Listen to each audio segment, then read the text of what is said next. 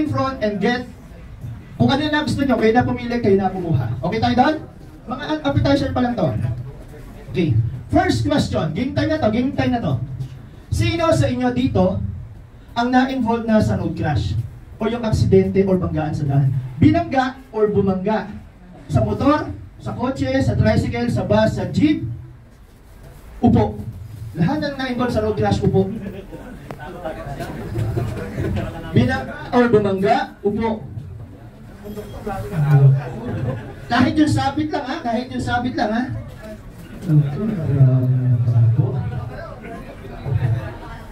Second question. Sino naman sa inyo dito ang may asawa, pinsan, kapatid, anak, kamag-anak na na-involved na sa road crash? Bumangga or binangga sa motor, sa bike, sa tricycle, sa jeep, sa bus, sa kotse, sa truck, upo.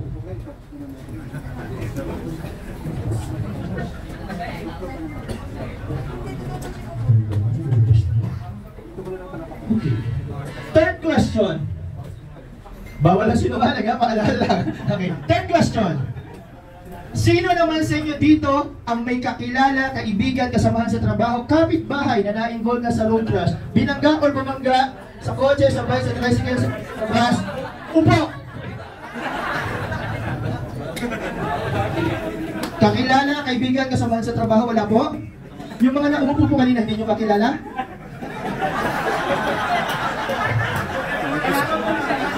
Oh, wag kang turang magkakahalaan, nahuhuli mga hudas eh.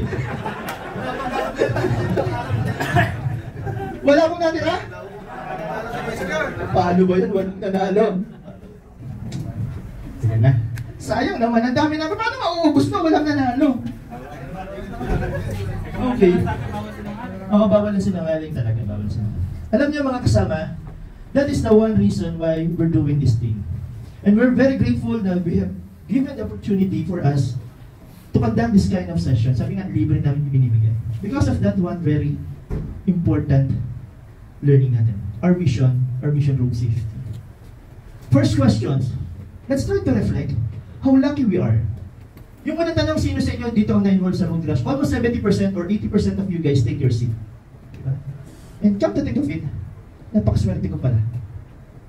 Kasi, buhay tayo. Nandito tayo, nagsaseminar. Tama?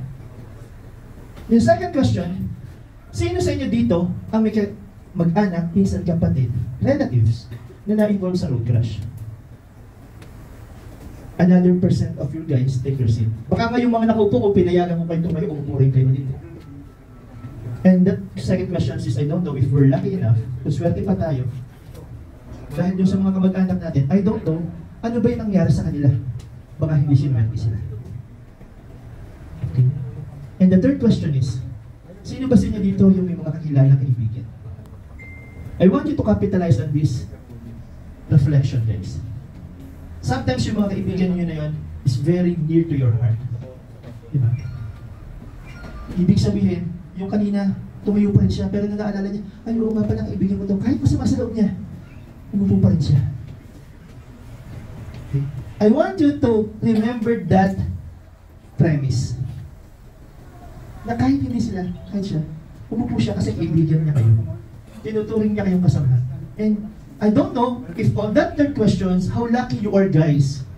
Alam ko, just last year, meron kayong kasamahan. Meron kayong kasamahan na died in road crash. Tama ni no? Okay. Meron kayo, wag niyo na natin munang banggitin. I know that you have someone within your group involved in road crash. Ang sakit nun, ha? Pero mo kasamahan mula sa garahe. Diba? But life must go on. Kaya yun po yung napakahalagang pagkakataon na nandito tayo. Although the intentions of LTRB is very noble for you guys to have a road safety seminar, kaya lang marami pa siyang point of considerations. Kaya nga sabi namin kung papayagan kami, we will do that road safety, lalo na ako personally. Even my own personal time, I will do road safety for the drivers. Kasi nga po, napakahalaga nun. At that's the biggest problem. That's the very first mission natin. Baka importante yung road safety sa atin. Tinanong ko kayo kanina dito. Sino pa nanonood sa inyo ng balita? Taas nga po kamay. Ayun. Nakakapakinig ng radyo, balita, lahat po ano? Have you ever remember a day na walang ibinalita tungkol sa road crash? Meron pa ba kayo natandang araw na walang ibinalita tungkol sa road crash? Ha? Meron din. Kahit pandemic time, meron pa rin. Meron yan nung araw, pag may laban si Pacquiao.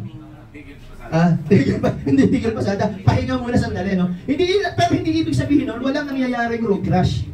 Okay? Ang nangyayari po doon, hindi lang ibinabalita. Pero after nung 7 o'clock, 10 o'clock news, the following day, lumalabas yung mga nagkaroon ng mga road crash or aksidente sa daan. Binabalita. Bakit po ganun ang nangyayari? There is a psychology pertaining to that kind of behavior. Kung bakit tayo nagkakaganyan bilang driver. At yan ang iisa-isahin kong i-divulge sa inyo or ikwento sa inyo. Ano po ba yung dahilan bakit nagkakaganito? Lahat kayo nakakapanood ng balita na nagkakaroon ng road crash. Tama? Okay. And even some of you guys experience personally to be involved in road crash. Tama? Okay. My first question is, what is the safety conscious of each one right here in terms of road safety? Gaano nyo pinapahalagahan ang kaligtasan ninyo sa daan? That's the big question. Kung paano nyo pinapahalagahan ang kaligtasan nyo sa daan, it is up to you guys to answer that. Nahirap sagutin po yan. Ang tanong ko, first question is, pwede ba tayong maging ligtas or makaiwas sa road crash? Yung may sabing, pwede tayong makaligtas or makaiwas sa road crash, tayo.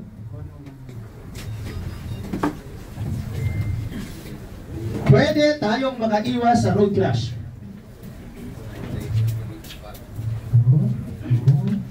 Diba, marami, ano? Marami, ano? Sir, bakit po kaya? Paano po kaya gagawin? Una ay yung pagbibigay ng kahalagahan sa ibang motorista.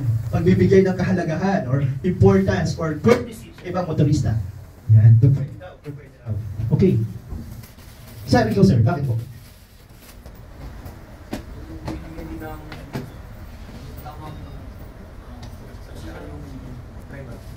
Ayan. Nag-iisipan, nagkakaroon ng learning with driver. Yun. Sige. Tandaan ninyo yung mga nakaupo kung nakatabi nyo, or yung mga nagsasabi namang hindi pwede, o kayo, take your seat. Yung nagsasabi namang hindi pwede, kayo naman ngayon ang tumayo.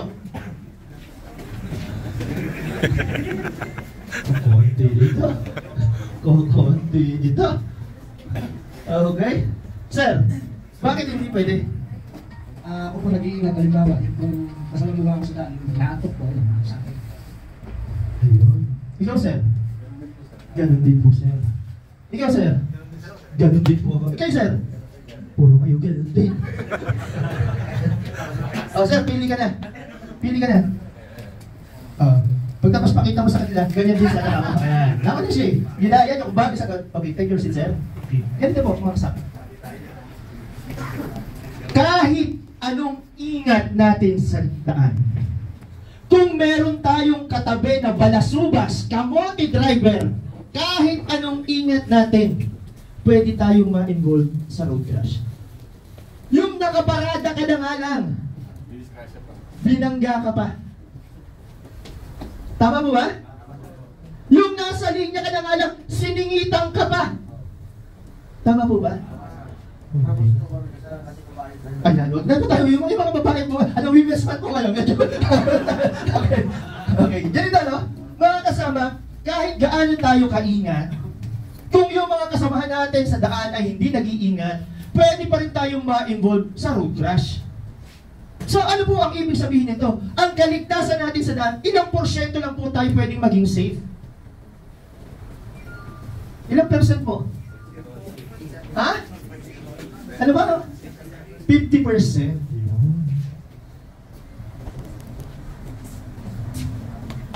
Sir.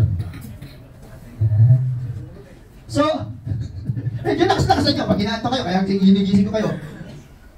Ang kaligtasan natin sa dam is just 50%. Kahit gaano tayo kaingat, kung hindi nag-iingat yung ibang motorista, pwede tayong ma-involve sa road crash. That's why our life is always a 50-50. Tama? Tama? Okay. Ituloy natin. Ano po ba yung mga taong 50-50? Nakakita na po ba kayo ng taong 50-50? Ha? Hanggang buhay.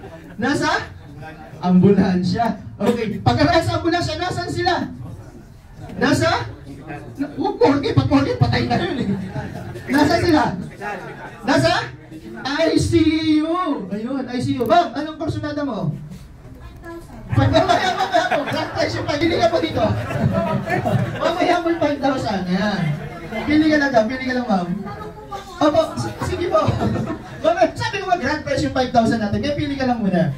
Ayan. Thank you very much po. Ayan. Nasaan daw po yung ano, ma'am? Nasaan nga po daw yung mga 50-50?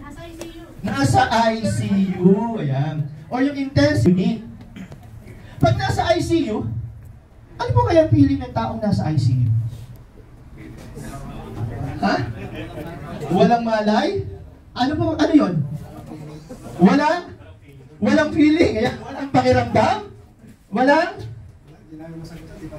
O yan, huwag pa natin pangarapin. Okay. Pero napapanood nyo sa mga, ano, sa mga telenovela or sa mga Korean novela, no? Yung mga nasa ICU, sila yung mga unconscious, walang pakiramdam, walang nakikita, walang naririnig. Tama? O yan. Lino, ha? Ilalagay ko sa context ulit natin. Ang buhay ng driver, kaya tinanong ko kanina, what is your safety conscious? Gaano nyo pinapahalagahan ang kaligtasan nyo sa daan? Maraming tumayo kanina, napapwede po kami maging ligtas, maging safe, Sir Dave. Bakit? Maingat na driver po ako eh. Ayan. Magaling po akong driver eh. Experyensyado po akong driver eh. Ayan. That's 50-50. And that's the reality of being a driver. Sino gusto, nakarap, bukas gusto mo ma-involve sa road crash or banggaan? Meron ba? Wala, di ba? Walang na gusto or sana someday or next week, ma-involve naman ako sa road crash. Di ba? Wala namang ganun eh. Bakit? Dahil lahat tayo, ang feeling natin, maingat akong driver. Pero in reality, how do you manage to become a road user? Paano tayo sa kalsada? Ang buhay nga natin, 50-50. At pag 50-50 ka, ang sinasabi natin, you become walang pakiramdam, walang nakikita, walang naririnig. We become insensitive. Tama yung sinabi ni Sir kanina. Road courtesy. Para makaiwas tayo sa mga road crash, ano ba namang pinagbigyan natin? Eh kasi nga, sanay na tayo. Pag pinagbigyan ko din yan, baka 3 kilometro yun, lumulusot sa akin na yan. Nawawala na yung pakiramdam.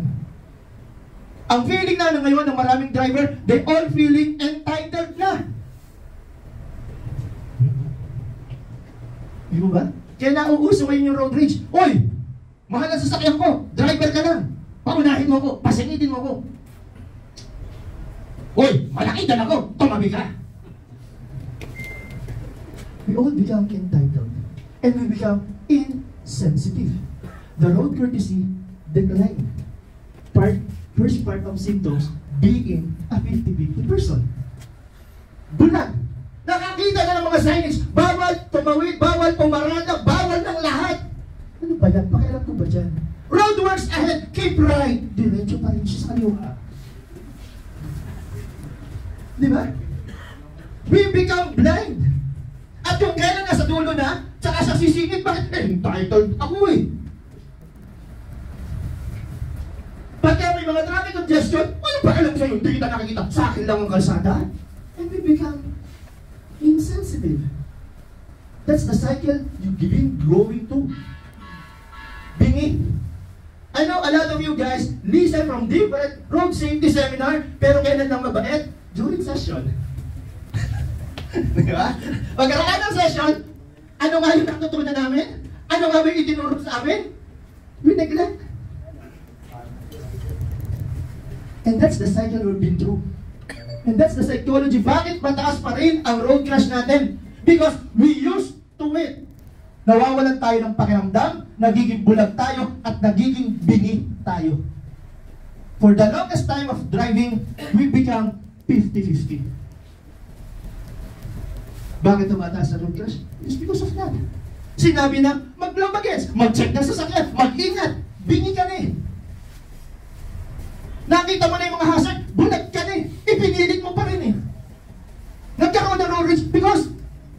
oneself ka lang. You become insensitive. You become entitled. That's why road crash continue to tumatas. The mere reduction of safety consciousness, pag binawasan mo pa ang iyong safety consciousness, ano na naging porsyento? Kung 50-50, naging ano na? Laki naman, kunti-kunti lang, tagdan na tayo. Ano nangyari? Ha? 60-40. O sino yung mga nagraradyo dito? ICOM. Meron? 10 codes. 1212 pa, 76 na sa 9937 lang. Roger. Meron po ba? Meron ba nagraradyo? May pamilyar sa 10 codes? What? Meron, sir? Okay. Yung sabi na, sir, 20. Location. Sir, 12. Standby. Pa 76 na. Sa 99. Sa base. 37 lang. Kain lang. 12. May 87 parating. Yan. Ano parating? May pasakay 87. YL. Natatawa si sir, ano? Ano yung YL? 87 YL. Young lady, no? Maganda, young lola daw pala yun. Okay, may pamata, babae, YL, bata. Ayan. Yun yung 10 calls, ano? Pero may sinasabi rin yun sa mga radyo, especially mga guard. Buddy, may pa 7-6 dyan, 60-40. Ano 60-40? Ha? Alanganin? Kundi ba? Hindi po siya. Yung mga 60-40, ito yung may mga mentally impaired o yung mga okay, yung ano tawag nyo doon? Ano tawag nyo? Ano tawag nyo doon? Ano common term natin doon? Kulang-kulang, sir. Yung ano, yung mas common term nyo ba? May science? Sige, diretso nyo lang. Ano? Ano sir? Nakasagot, tama? Ayan, pinagin na doon. Ang tawag natin doon ay! Hindi ba tama yung tawag niyo doon? Yung sa may mga mental impaired? Yung mga kulang-kulang na tinatawag? Baliw? Okay. So, 60-40 baliw, ano? Ito kaya. Tingnan natin yung istorya ng buhay natin, ano? Ikaw ay nagdadrive. Maingat na maingat ka. Biglang may kumatsayip na preno sa harapan. Ano sasabihin mo doon sa driver sa harapan? Ano sasabihin mo? Hindi ba? And that's the reality. Every time you reduce your safety consciousness, you become full. Pinawasan mo eh. Yung 50-50 mo, bigla kang kumat, napreno ka sa harapan, ang tawag mo nga mismo sa driver na yun ay? Hindi ba? That's the psychology of a road safety. Now, I want you to look the person beside you. Tingnan nyo nga kung ang katabi niya 50-50 o 60-40. Ano ba yung natin? Zero talaga. Huwag ka sa tok-tok tumingin, sa mukha ka tumingin, sa tok-tok ka tumingin. Zero talaga makikita mo yan. Okay? So mga kasama, yun yung isang dahilan. 5-10 page pa lang ako, mahaba na nung intro mo sa review, ano? Salubayin natin yan. Okay. Road rash is the 8th leading cause of